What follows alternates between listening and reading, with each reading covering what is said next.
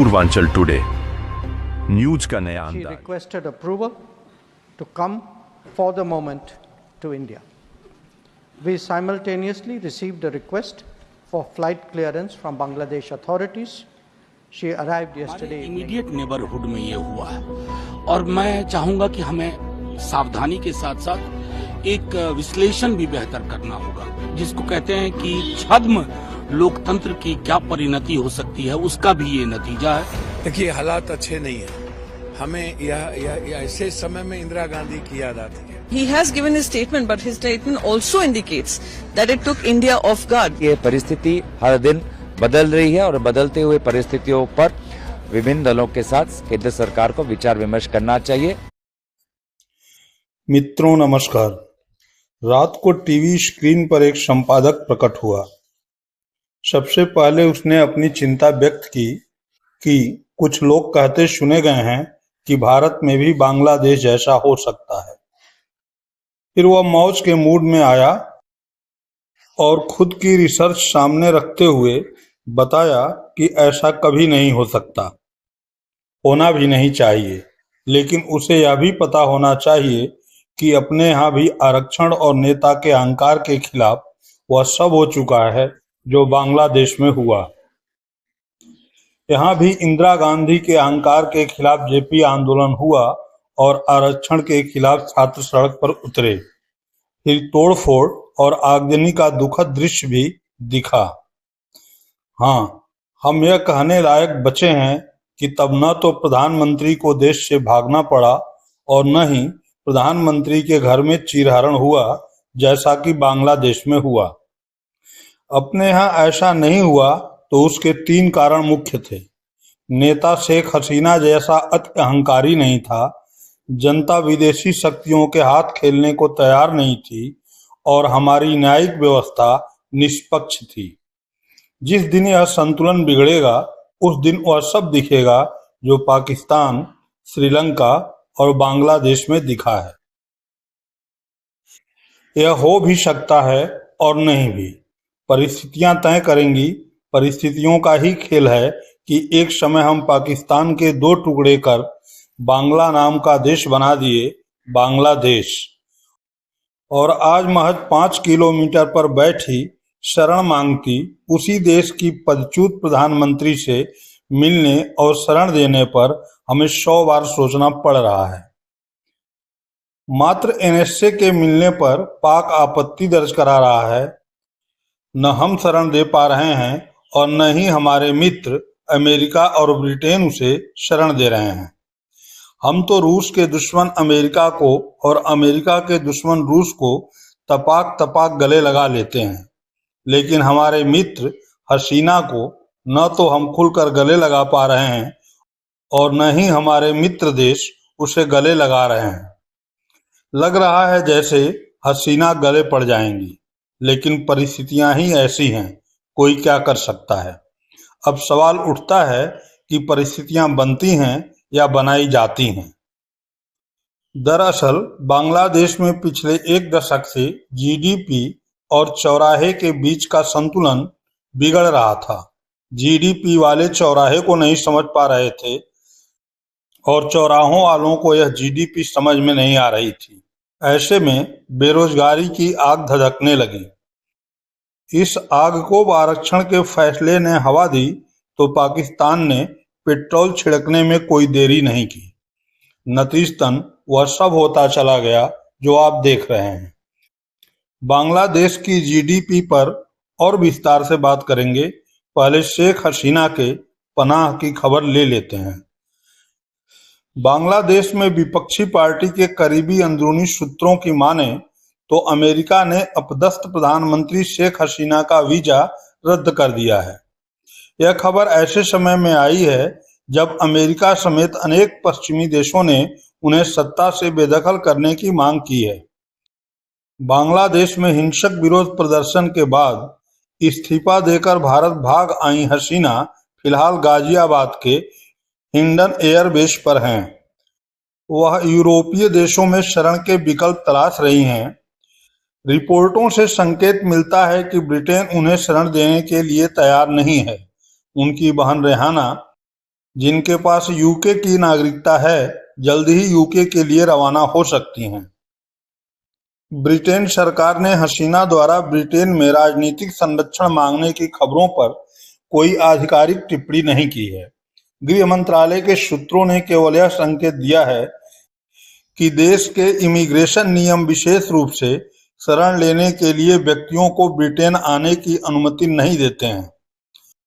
Britain तमंद लोगों को संरक्षण प्रदान करने का शानदार रिकॉर्ड है, लेकिन आव्रजन नियमों के तहत किसी को शरण या अस्थायी शरण लेने के लिए ब्रिटेन की यात्रा करने की अनुमति देने का कोई प्राविधान नहीं है। अधिकारियों ने कहा कि जिन लोगों को अंतर्राष्ट्रीय संरक्षण की आवश्यकता है उन्हें सबसे तेजी से पहुंचे जा सकने वाले पहले सुरक्षित देश में शरण मांगनी चाहिए। इससे यह स्पष्ट है कि ब्रिटेन शेख हसीना को फिलहाल शरण देने के मूड में नहीं है। लंदन शेख हसीना का पसंदीदा अंतिम गंतव्य है। रणनीतिक विशेषज्ञों का मानना है कि स्थिति ब्रिटेन के लिए पेचीदा है, जिसने पूर्व में हसीना के दिवंगत पिता शेख मुजीबुर रहमान को बांग्लादेश मुक्त संग्राम के बाद जनवरी 1972 में पाकिस्तानी जेल से रिहा होने पर शरण देने की पेशकश की थी। मानना है कि अक्सर लोग सोशल मीडिया के दौर में त्वरित प्रतिक्रिया दे देते हैं कि कोटा के कारण। ऐसा नहीं है, ये मल्टी लेयर्ड आर्किटेक्चर है। मैं ये बात पूरे इसके साथ कहता हूँ, बहुत सारी चीजें थी। एक एक्सट्रीम फिलॉसफी थी, कोटा पे कोर्ट का जजमेंट था। 2, तीसरा एक महत्वपूर्ण पहलू ये भी है कि एक डेमोक्रेसी के लिए जो एस्पिरेशन थे वो एड्रेस नहीं हुआ था। बीता चुनाव आप याद करिए। तो अगर इस पूरे आर्किटेक्चर को हम समझे, उसकी परिणति हुई है कि शेख हसीना को देश छोड़ना पड़ा। ऐसी छवियां भी हमने देखी थी जो कुछ वर्ष पूर्व अंदाजा नहीं कर सकते थे कि शेख मुजीबुर रहमान बंग बंधु की प्रतिमा जिस प्रकार तोड़ी जा रही थी।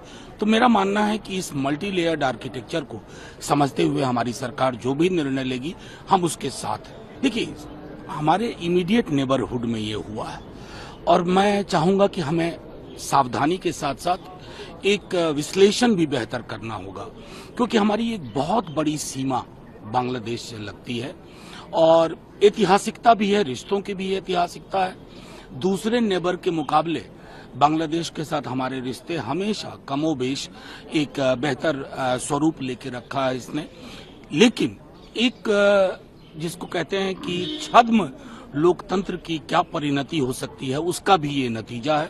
देश के आम नागरिक की सुरक्षा का सवाल हो, व्यापार का सवाल हो, इकोनॉमी का सवाल हो, देश की सुरक्षा का सवाल हो, तब जाकर के हमें देखना होता है हमारा हित क्या कहता है, हमारी पॉलिसी क्या कहती है। वियतनाम भी बिल्कुल चुप हो, हमारे पड़ोसी देश नेपाल से लेकर के कई कंट्री चाइना के प्रभाव में हो, अमेरिका बिल्कुल अपनी राजनीति करती हो। ऐसे समय में एक एक करके हमारा दोस्त, हमारा पड़ोसी देश हमारा दुश्मन होता चला जाए, तो मुझको लगता है कि ये हमारी पॉलिसी सही नहीं है। हमें ऐसे समय में अपने देश की आर्थिक और अपने देश के सुरक्षा के दृष्टिकोण पर बिल्कुल काम करने की ज़रूरत है।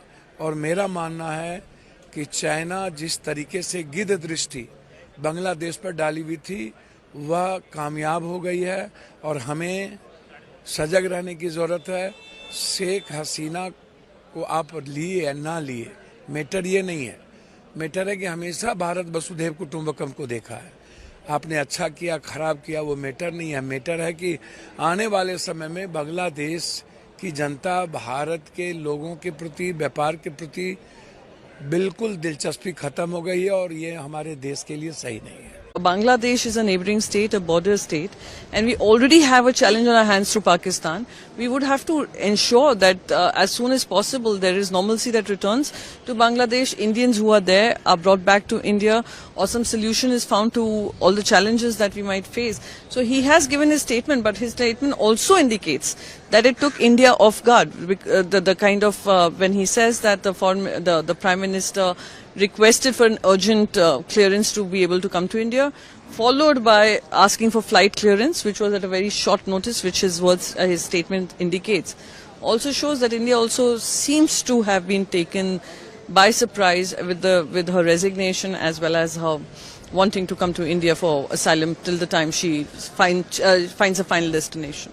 हमें लगता है कि हालात काफ़ी नाजुक हैं और यहाँ पर भारत में जो हमारे विभिन्न राजनीतिक दलों के साथ आज जिस प्रकार से बैठक हुई, इस प्रकार की बैठकें बार बार होनी चाहिए ताकि जैसे जैसे परिस्थितियों में बदलाव आए तो वैसे वैसे हमारे दलों के नेताओं को अगर अवगत कराया जाए तो सीमा के पर जो हमारी सरकारें हैं, चाहे वो एनडीए की हो चाहे वो दूसरे दलों की हो, तो हमारी सीमा पर जो राज्य सरकार है वो तत्पर रहे, सभी के साथ विचार विमर्श हो।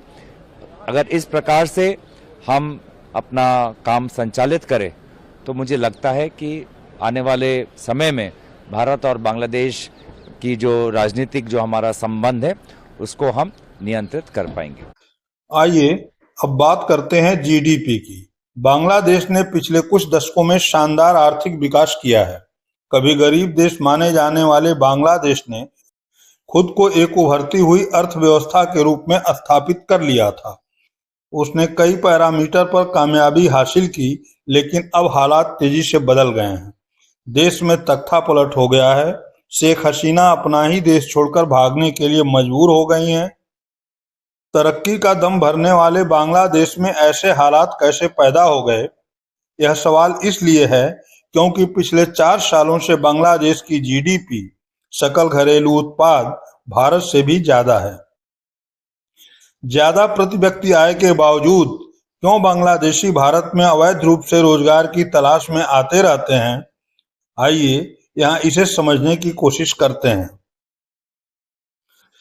अंतर्राष्ट्रीय मुद्रा कोष IMF के अनुसार पिछले 4 सालों से बांग्लादेश का जीडीपी भारत से ज्यादा है।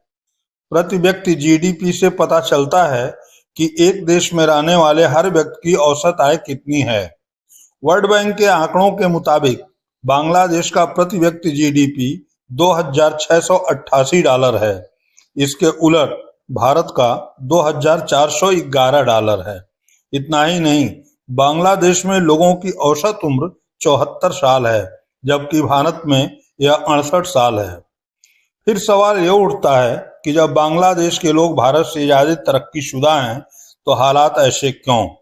क्या सिर्फ ग्रोथ और जीडीपी ही विकास का पैमाना है जिसकी चर्चा आए दिन होती रहती है? बीते कुछ सालों में बांग्लादेश विकास की राह पर तेजी से आगे बढ़ा है। देश में कई बड़े प्रोजेक्ट शुरू हुए हैं, कई होने वाले हैं। इनमें से कई भारत, रूस और अमेरिका के साथ मिलकर बनाए जा रहे हैं। यह और बात है कि बांग्लादेश की आर्थिक तरक्की का फायदा वहां के ज्यादातर लोगों तक नहीं पहुंचा। बड़े बड़े प्रोजेक्ट्स पर भारी खर्च से जीडीपी तो बढ़ा, लेकिन इसका असर आम लोगों के जीवन पर नहीं पड़ा। खाने पीने की चीजें और दूसरी जरूरत चीजों के दाम बढ़ते चले गए। बेशक बांग्लादेश की औसत कमाई ज्यादा है, लेकिन वहां नौकरियों की कमी है। इसके अलावा बांग्लादेश की अर्थव्यवस्था मुख्य रूप से कपड़ा उद्योग पर निर्भर है, जिसकी हालत फिलहाल ठीक नहीं है।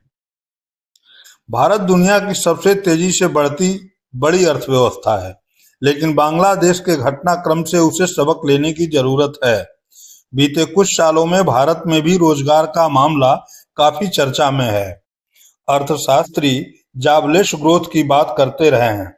भारत की औसत विकास दर भले 7% के आसपास है, लेकिन 136 की ग्लोबल रैंकिंग के साथ प्रति व्यक्ति आय के मामले में हम अभी भी गरीब देश हैं। G20 ही नहीं, ब्रिक्स देशों में हम सबसे गरीब हैं। यह स्थिति बदलने की जरूरत है। बांग्लादेश में असंतोष के कारणों में ऊंची बेरोजगारी दर का बड़ा हाथ रहा।